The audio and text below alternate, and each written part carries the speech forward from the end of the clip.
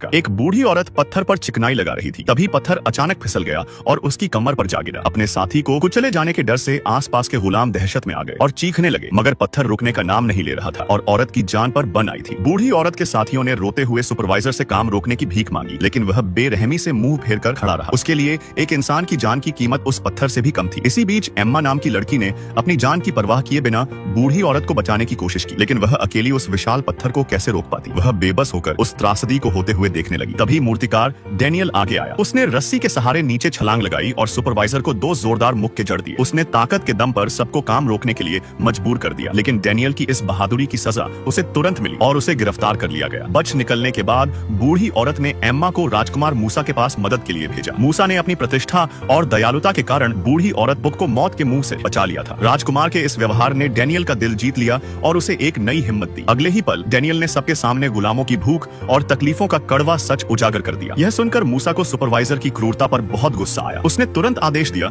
कि सभी गुलामों को अनाज के भंडार से गेहूं दिया जाए ताकि वे अपना पेट भर सकें। लेकिन उसे यह नहीं पता था कि उसकी यही दयालुता राजकुमार रामेसेस के लिए उसे फंसाने का एक हथियार बन जाएगी। रामेसेस ने तुरंत फेरो के पास जाकर मूसा की शिकायत कर दी। उसने कहा कि मूसा ने बिना अनुमति के अनाज बांटा है, जो राजसत्ता का अपमान है। रामेसेस ने आग में घी डालने का काम किया, जिससे फेरो के मन में मूसा के प्रति शक पैदा हो गया। उसे डर लगने लगा कि कहीं मूसा गुलामों का मसीहा बनकर एक दिन उसके साम्राज्य की नींव न हिला दे। इधर मूसा इन सब साजिशों से अनजान नए शहर के निर्माण में पूरी तरह जुटा हुआ था। उसने बहुत सावधानी से हर बारीकी पर ध्यान दिया। जब सब तैयारी पूरी हो गई तो उसके एक आदेश पर 2000 गुलामों ने जोश के साथ काम शुरू कर दिया। जल्द ही फेरो के सम्मान में एक विशाल स्मारक बनकर तैयार हो गया। यह स्मारक न केवल फेरो की उपलब्धि थी, बल्कि मूसा की नेतृत्व क्षमता का भी प्रमाण था। लेकिन उसे क्या पता था कि जिस समय वह जनता का दिल जीत रहा था, उसी समय उसके विनाश की साजिश रची जा रही थी।